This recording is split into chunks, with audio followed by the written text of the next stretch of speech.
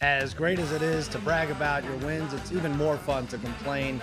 It's time to mourn our losses in a segment we hate to call BetAches. When a bet makes you sick and you make the wrong pick, it's a bad ache.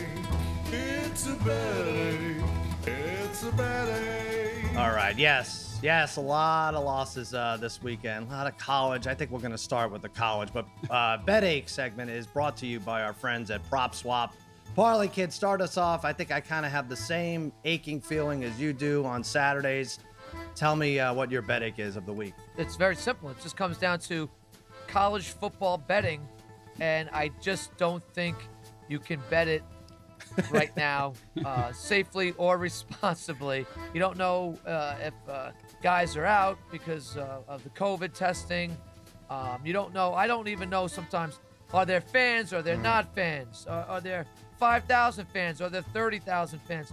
I don't really know what's going on. There's just too much going on in that world right now. And it's a shame because I think Saturdays are out for me right now. I don't think I could bet football games, at least confidently. I have no confidence in betting a football game. So that's my betting. College football is a mess right now from all aspects, especially the wagering aspect.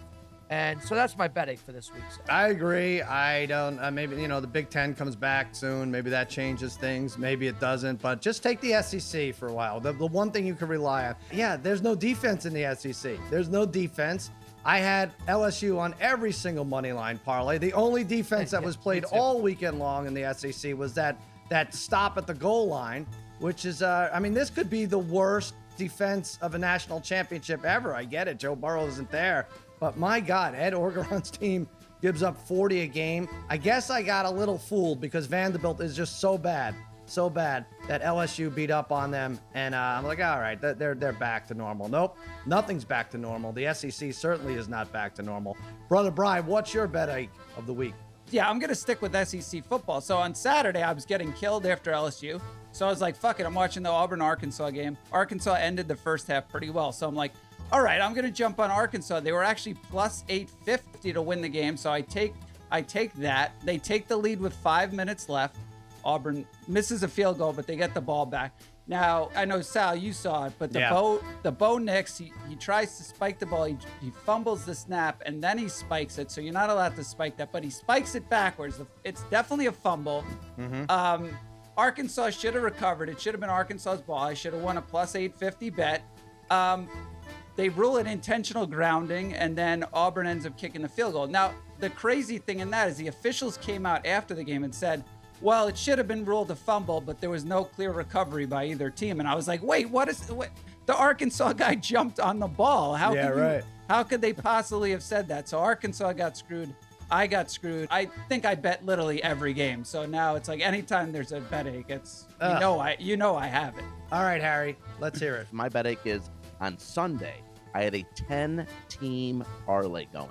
10-team parlay with 6 NASCAR matchups with 4 NBA player props. 10-teamer, 9 are in. I've got Jay Crowder at minus 250 at over a half of turnover. All I need is 1 turnover from Crowder at minus 250. He plays only 28 minutes because Miami gets blown out. I don't get the turnover, and I lose the 10-team parlay. Everything else hit. That was a fishy parlay. Yeah, Harry, what are you doing there? When can you parlay one guy like 4 times in a parlay? Like he sent it to me. I don't know how he pulled it off, but he literally had Elliott over Truex, Elliott over another person, Elliott over for this parlay. So it was fitting that he didn't end up winning. I don't think parlay. you can do this, Harry. Harry, you can't make up BetAches. Just pass. If you don't have a BetAche, just pass next week, all right? Sal, make things up. Listen. Sal, you know how much money he had on that bet? $1.50? What was it? $11. Yeah, I know. Yeah. We did see that. Yeah, it was $11. It's still. Yeah, but the parlay above that was 28. Harry's disqualified from BetAches moving forward.